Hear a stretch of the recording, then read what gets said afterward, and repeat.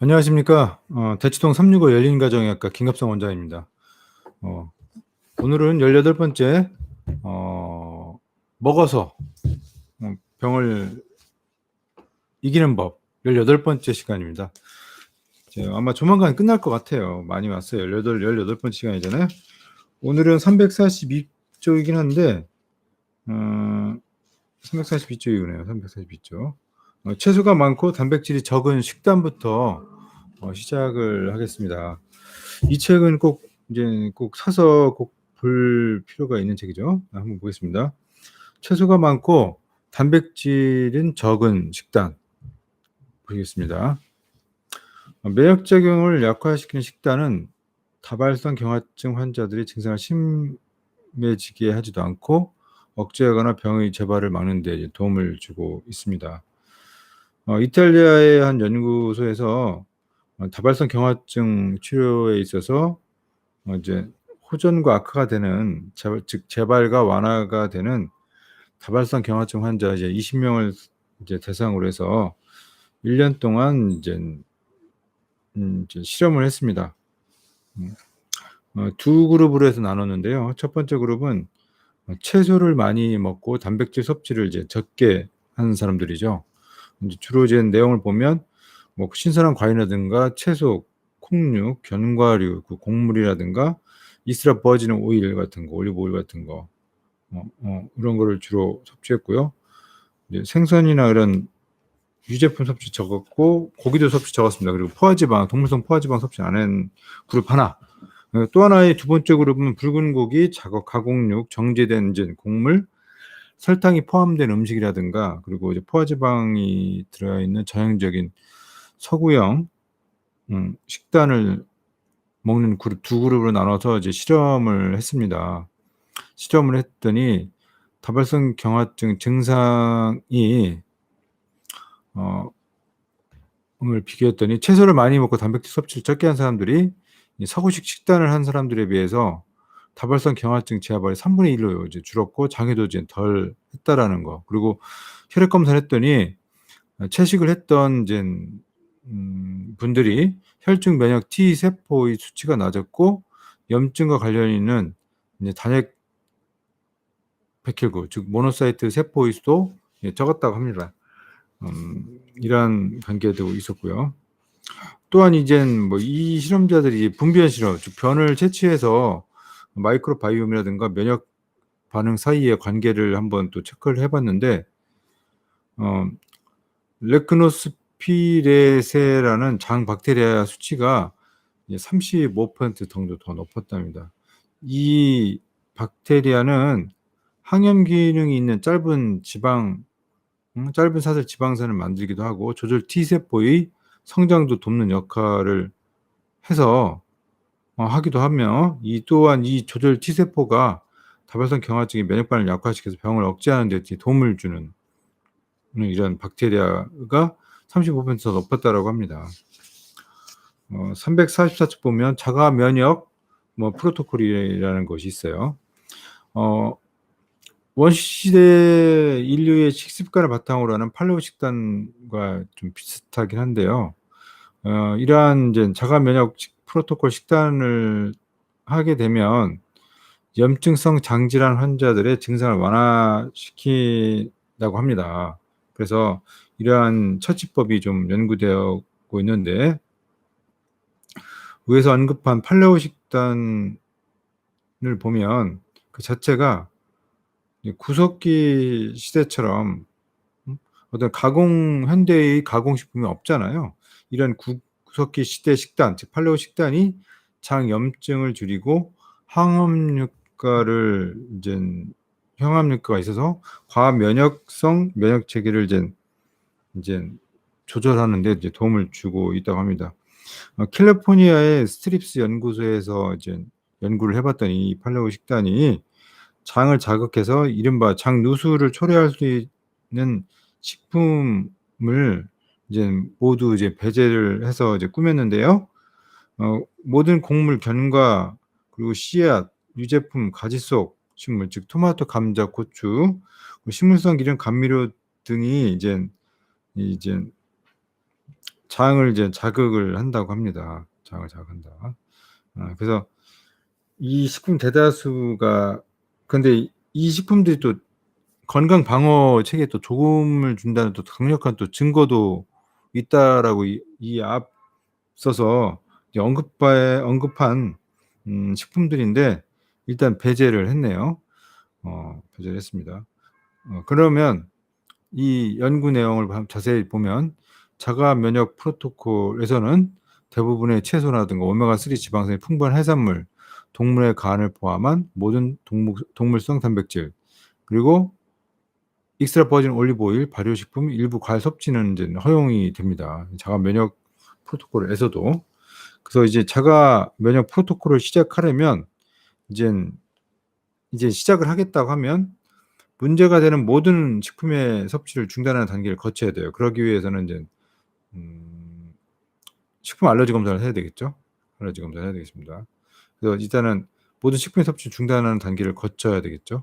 그리고 이제 염증성 장질환의 모든 증상이 사라지고 전반적인 건강이 개선될 때까지 이제 엄격하게 관리하면서 한 달을 보냅니다. 한 달 동안은 소위 말해서 장청소를 한다고 생각하시면 되죠. 그 다음에 식단에서 이 배제됐던 앞서서 얘기했던 이런 식품들을 하나씩 식단에 추가를 해서 이제 식단의 다양성을 이제 회복을 한다고 합니다. 그렇게 해서 염증성 장질환이 유발되는지를 이제 확인을 하는 거죠. 그래서 이제 거기서 이제 해당되는 식품을 이제 배제하고 용인되는 식품을 이제 식단에 이제 계속 유지시키는 걸로 이런 식으로 꾸미는 것이 바로 자가 면역 프로토콜 식단의 이제 한 과정인 것 같습니다. 이 캘리포니아 스티브 연구소에서는 이 연구를 위해서 진행성 염증성 장질환, 즉 크론이라든가 궤양성 대장염을 가진 15명 환자에게 11주 동안 이 자가 면역 프로토콜을 시행을 했대요. 그랬더니 개선하는 효과가 있었는데 크론병 환자의 경우는 질병 활성도가 51%나 이제 개선이 됐고요. 궤양성 대장염 환자들 같은 경우는 질병 활성도인 메이오 지수가 83%나 개선이 됐다고 합니다. 그래서 이러한 자가 면역 프로토콜이 장염증을 줄이는 효과가 있다는 증거도 확인이 됐습니다. 뭘 통해서 했냐? 장염증 지표인 칼프로텍틴이라는 단백질 수치가 11주 만에 76%나 감소했다고 합니다. 이러한 감소 수치를 보고 효과가 있다는 걸 이제 확인을 한 거죠. 이제 간단히 이제 얘기를 하게 되면 자가 면역 이런 프로토콜, 자가 면역 프로토콜 식단 이 자체는 특정 식품을 이제 배제하는 식단이어서요. 이기 때문에 장기간 걸쳐서 실천하기는 사실 어렵습니다. 어려워요. 그래서 가장 중요한 거는 병의 증상을 유발하는 식품이 무엇인지를 알아내고 그 식품을 이제 피하는 거를 이제 알아내는 거죠. 이런 걸 알기 위해서는 이제 우리가 이제 음식물 과민 반응을 보이는 이런 알러지 검사라든가 이런 걸 해서 하나씩 이제 자가 면역 프로토콜 식단에 이제 서로 이제 대입을 해보면 좀 더 빠른 시간 안에 체크할 수 있지 않을까 하는 생각이 듭니다. 종합 정리가 있네요. 346쪽. 면역 체계를 보호하는 데 도움이 되는 음식을 여태까지 살펴봤습니다. 살펴봤고요. 또한 스트레스가 있는 상황에서는 특히 면역력을 강화할 필요가 있다라는 것을 이제 우리가 이제 엿볼 수가 있었고요. 왜냐하면 이제 강력한 면역 체계가 있으면 감염원이 몸 밖에서 우리 몸 안으로 이제 들어올 수 있는 것을 차단할 수가 있잖아요. 그리고 암이나 자가 면역 질환들처럼 몸 안에서 이제 생긴 병들 같은 경우도 이제 면역력 강화를 통해서 어느 정도 이제 우리 몸을 이제 지킬 수 있다라는 사실이죠. 그래서 암에 걸린 사람의 경우에는 이제 면역 체계를 최대한 보호하면서 이런 보호된 면역 체계가 암을 찾아서 제거하는 임무를 잘 수행할 수 있도록 도와주는 것이 필요하겠습니다. 그래서 면역력을 증강시키는 음식을 먹어서 항암 치료에 이제 더 큰 효과를 볼 수가 있도록 이제 노력을 해야 되겠죠. 음. 설령 의사들이 해줄 수 없는 방법이에요 사실은. 식단은 인제 환자분들 스스로가 면역에 도움되는 음식을 챙겨서 이제 먹을 수밖에 없는 게 현재의 현실입니다. 장 마이크로바이옴은 이 갈트라는 장 연관 림프 조직이라고 불리는 갈트라는 게 있어요. 이런 갈트라는 것이 있는데 이 갈트에는 젤리롤과 같이 아주 끈적끈적한 이제 점액층이 있어요. 이 점액층이 인제 면역 체계와 소통을 이룹니다. 어 근데 이제 이런 것들 안에 이제 장 박테리아가 건강을 하게 되면 인제 이 박테리아들이 이 면역 체계의 건강을 이제 도와주는 것으로 알려져 있죠. 349쪽 보면 면역 체계에 영향을 주는 주요 식품들이 있어요. 이제 면역 증강하는 식품, 면역을 좀 진정시키는 식품. 면역 증강하는 식품 한번 볼까요? 숙성말이라든가 뭐 블루베리 같은 거, 브로콜리 싹이라든가 우리 앞서 언급했던 거, 팽이버섯, 감쪽 뿌리 같은 거, 익스트라 버진 올리브 오일 같은 경우는 잘 알고 있고요. 이제 호두, 양송이 버섯, 그리고 콩코드 포도 주스도 앞서서 우리가 언급을 했죠. 그리고 면역 진정이 있는데 면역 진정은 주로 비타민 C랑 관련이 있다. 비타민 C하고 녹차랑 관련이 있는 것들이 있다라고 보시면 됩니다. 제3 부 계획하고 선택하고 행동하라. 먹어서 건강해지는 실천 요령이 있는데요. 이거는 좀 뭐라 할까. 이 저자는 이렇게 했다라는 거죠. 자기 나름의 플랜을 이렇게 세웠다라는 건데 그냥 참고해서 우리가 이제 이렇게 보자는 거죠. 355쪽 보겠습니다. 5 곱하기 5 곱하기 5 플랜 먹어서 병을 이기는 법 있는데 이제 혈관 신생이라든가 재생 마이크로바이옴 그리고 DNA 보호, 면역의 5가지 건강 방어 체계를 강화하는 방법이죠. 이게 이 자기 자신을 뭐 이렇게 해서 뭐 융통성을 보여서 했다. 뭐 활용하는 방법에 대해서 이제 했는데 이거를 제가 읽어 보니까 나는 이렇게는 못할 것 같아요. 뭐 '내가 급한데 못할 게 뭐 있냐. 여기서 하라는 시키는 대로 하면 되지.' 하는데 자기 나름대로의 그 각자의 현실이 있잖아요. 거기에 따라서 좀 지침을 만들고 좀 지침을 만들 때 지속 가능하고 가능한 그리고 융통성이 좀 있는 그러한 플랜을 짜서 만드는 게 어떨까 싶습니다. 음. 보면 좀 필요한 내용들 한번 볼까요? 369쪽 중간에 보시면 많은 식품들이 2가지 이상의 방어 체계에 영향을 끼치고 있는데 그것은 우리에게 좋은 일이다. 왜냐하면 멀티플한 기능을 보이니까. 이를테면 이제 버섯 같은 경우는 면역력을 증강함과 동시에 마이크로바이옴의 건강도 또 증강을 시켜요.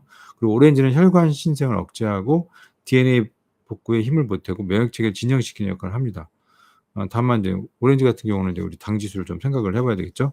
그러니까 암 환자인 경우에는 좀 주스라든가 이런 거는 좀 피해야 될 것 같고요. 왜냐하면 당 때문에, 당 지수 때문에. 그러니까 우리가 그냥 일반적인 암을 제외한 나머지는 당 지수를 좀 고려를 해서 이제 살펴야 되겠습니다.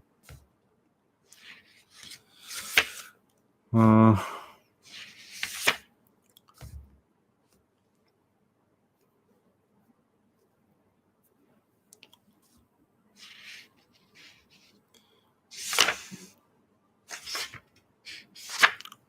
좀 넘어가서 보시면 특별히 있고요. 381쪽 봅시다. 억지로 먹어서 치우지 않는다. 우리 두 번째 줄 보시면 "매 끼마다 적당량을 먹도록 하자. 더 이상 배가 부르지 않을 만큼만 먹자." 일본의 문화에는 10분의 8 만큼 즉 최대량에 비해서 조금 덜 먹는 원칙이 있다라고 합니다. 이거 좀 좋은 원칙이죠. 이런 거는 우리가 배워야 됩니다. 예. 예. 일본이 아니라 뭐 중국이 아니라 뭐 어느 나라 거라도 우리가 배울 건 배워야 됩니다. 어 그리고 먹던 음식도 남겨도 된다는 점을 분명히 해야 돼요. 뭐 '아깝다.' 이런 거는 신경을 좀 끕시다. 그리고 중간에 보시면 호르몬이 분비되어 식욕이 사라질 때까지 약 20 분이 소요가 된다. 그러니까 우리가 어떤 음식을 먹어서 배부르다라는 신호를 어 어 알려면 20분 정도는 기다려야 된다는 거죠. 20분. 그 381조 아래 맨 아래쪽 보면 음식과 수면에 관한 연구들 대부분이 칼로리 섭취를 제한하면 수명이 늘어난다고 밝히고 있다. 지금 382조 하고 있습니다. 2년 동안 칼로리 섭취를 15% 줄이면 신체의 노화가 늦어질 뿐만 아니라 어떤 연구에서는 체중이 약 8kg이나 줄어드는 결과가 확인됐다. 덜 먹으면 노화를 늦추고 체중이 줄어들 뿐만 아니라 5가지 우리 건강방어책에 앞서서 우리 설명이 됐죠. 이렇게 모두 활성화되는 효과가 있다라는 거죠. 그래서 일주일에 며칠씩 아침이나 점심을 겨루는 것도 하나의 방법이긴 해요. 그렇지만 여기 저자가 이제 권하는 거는 끼니를 굶더라도 하루에 먹어야 할 5가지 식품은 거르지 않았으면 좋겠다라고 합니다.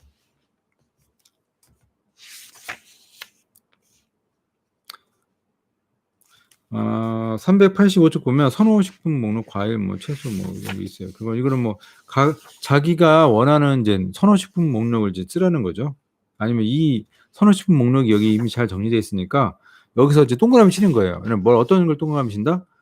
이제 유익한 거, 당지수가 높지 않은 거, 선호식품 목록에서 당지수가 높지 않은 것을 체크해서 나만의 이제 플랜을 짜면 되겠죠.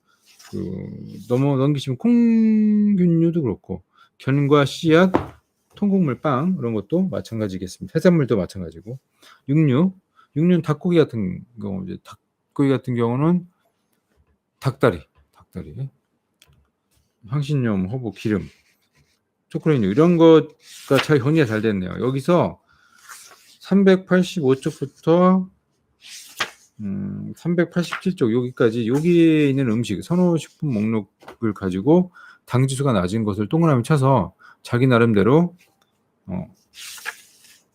이제 만들면 되겠어요.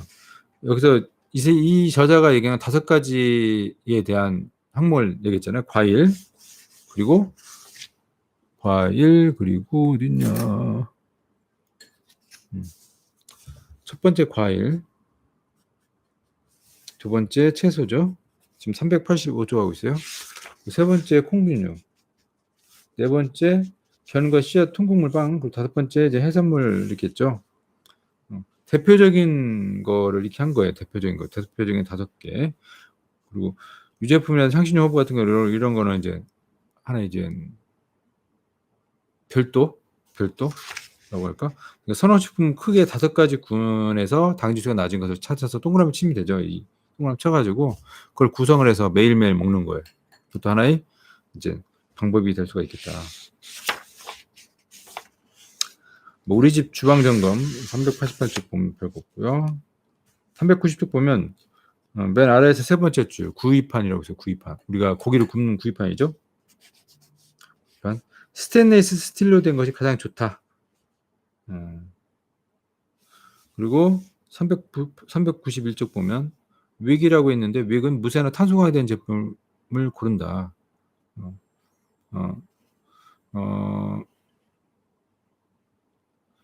테플론 가공을 해서 잘 늘어붙지 않는 윅은 절대 구매하지 않도록 한다. 손잡이가 플라스틱이 아닌 쇠로 된 제품을 선택한다. 윅이라는 걸 한번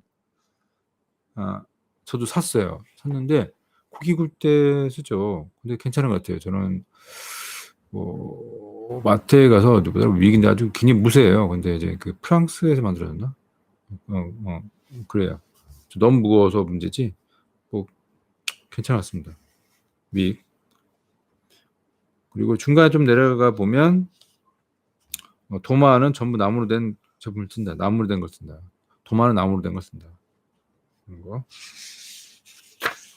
넘어가시고 392쪽 보면 위에서 6번째 줄 커피 분쇄기 2개를 구입을 해놨는데 하나는 커피용, 하나는 향신료용을 쓴다. 그러니까 각각 쓰라는 얘기죠.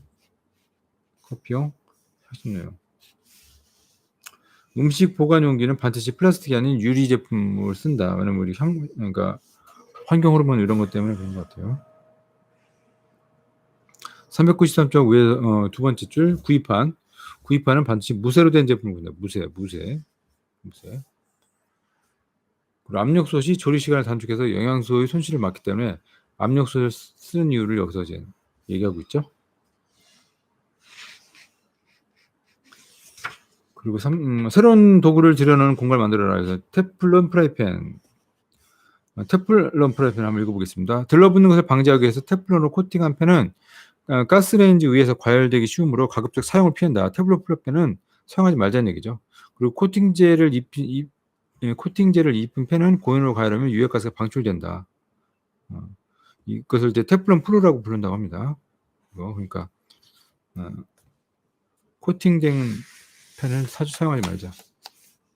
394쪽 보시면 플라스틱은 이제 시간이 흐르면 분해돼서 음식에 녹아낼 수가 있기 때문에 유리 용기에 쓰자는 이유가 이제 그런 이유가 있고요. 플라스틱 식기 그리고 밑에 보면 스티로폼과 플라스틱 컵. 스티로폼과 플라스틱에는 뜨거운 액체를 담았을 때 용해되는 화학 물질이 있기 때문에 주의를 하자. 특히 뜨거운 음료는 세라믹 재질로 된 머그컵을 사용하자라고 여기서는 권하고 있습니다.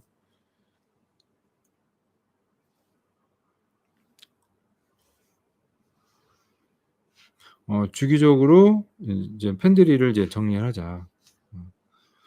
봅시다. 이제 395쪽 보면 식품과 기름과 식초가 있네. 기름과 식초.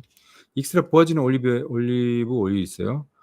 폴리페놀 함량이 높은 품종인 그리스의 그로네이키, 그리고 이탈리아 모라이올, 그리고 스페인의 피구알 중 한 가지로 압착한 올리브 오일을 쓰면 됩니다. 저온 압착한 올리브 오일을 구매해 주는 거죠. 대표적인 거. 익스트라 버진 올리브 오일 좋죠.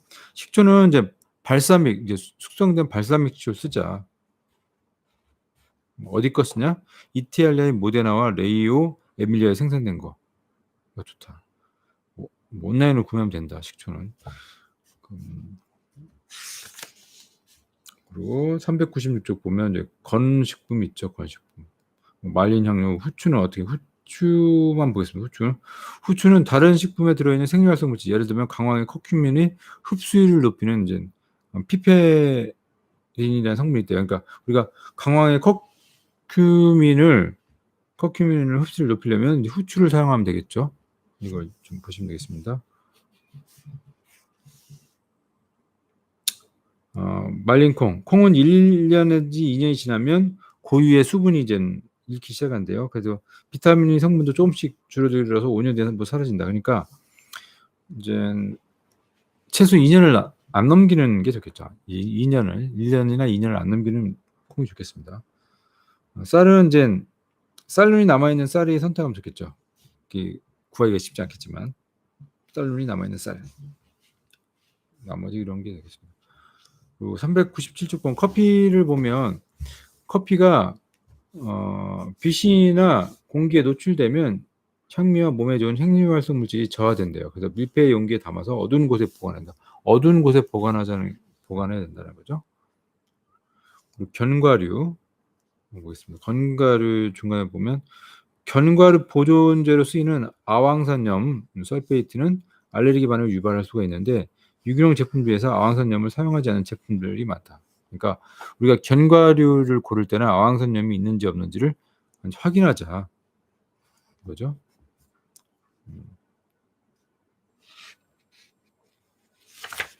넘어가시고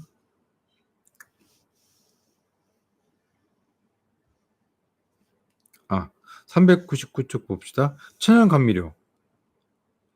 꿀. 뉴질랜드산 마누카 꿀은 면역 체계 활성에 도움이 된다. 목감기에 걸렸을 때 레몬을 곁들여 차로 마시면 좋다. 단 주의할 점이 있어요. 마누카 꿀은 절대로 먹으면 안 돼요. 왜냐면 마누카 꿀을 먹으면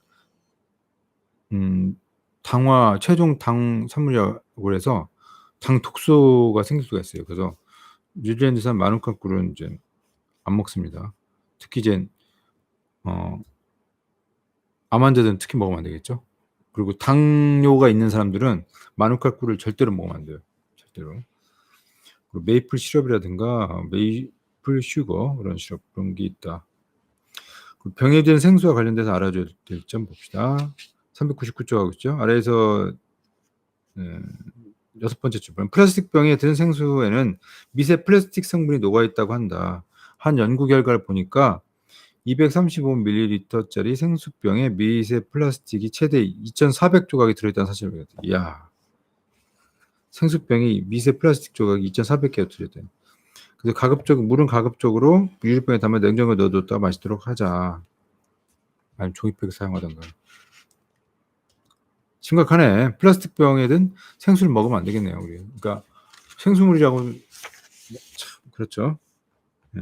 순수한 물이 아니에요. 여기 보면 400페이지 보겠습니다. 우리 찌기. 금속이나 나무로 된 용기에 담아서 증기를 이용해서 짜내는 방식은 아주 건강에 좋은 조리법이라고 합니다.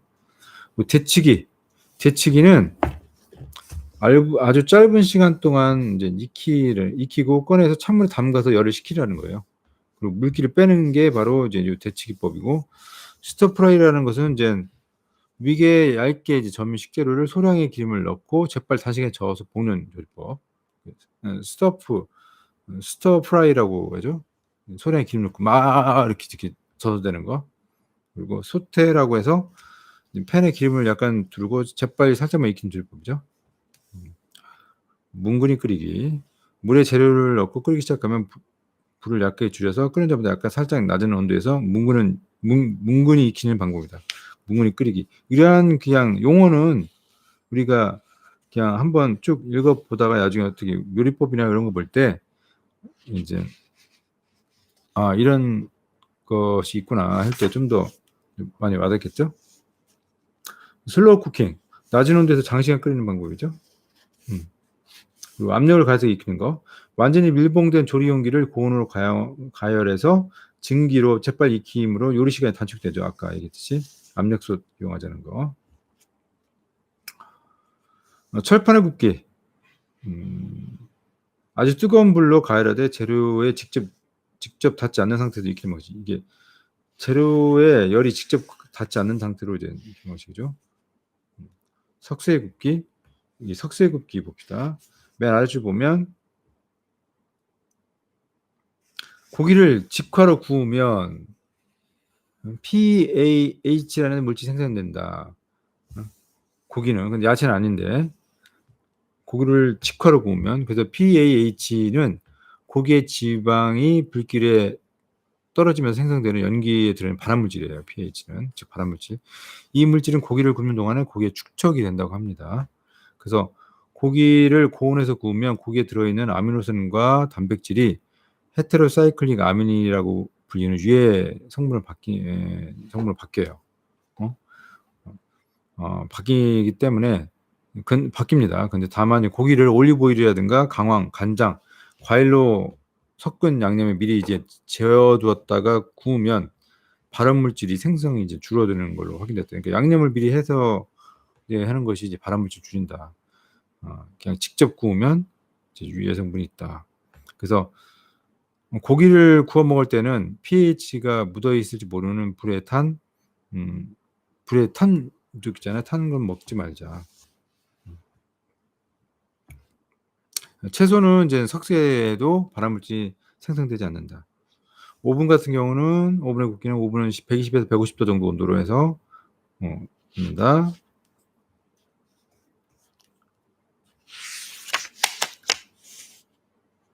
뭐 절인다 이런 거 있어요. 건강에 더 좋은 조리법.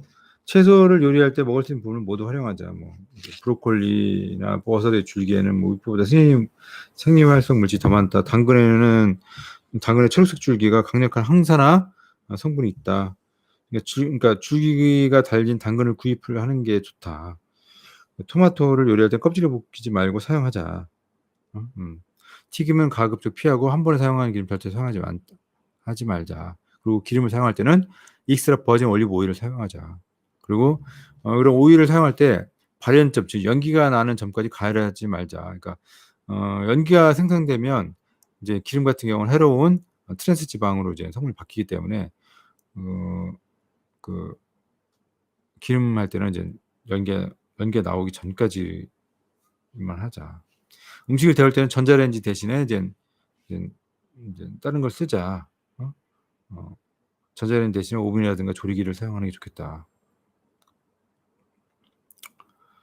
탄수화물이 많이 든 식품은 전자레인지에 데우지 말아야 한다. 이거 아주 중요한 얘기입니다. 오늘 이 책에서 딱 중요한 얘기. 탄수화물이 든 음식은 전자레인지 데우지 말아야 한다. 왜냐? 탄수화물이 고열에 해로운 중합체, 즉 최종 당화산물이라 바꾸기 때문이다. 최종 당화산물은 몸에 쌓여서 장기를 손상시킵니다. 그래서 가급적이면 유리용기를 이용하는 게 좋겠죠.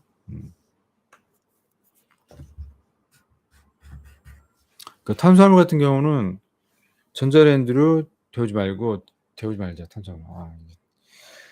최종 당화산물. 냉장고에 식품 보관하라. 해산물 보관법 이런 거.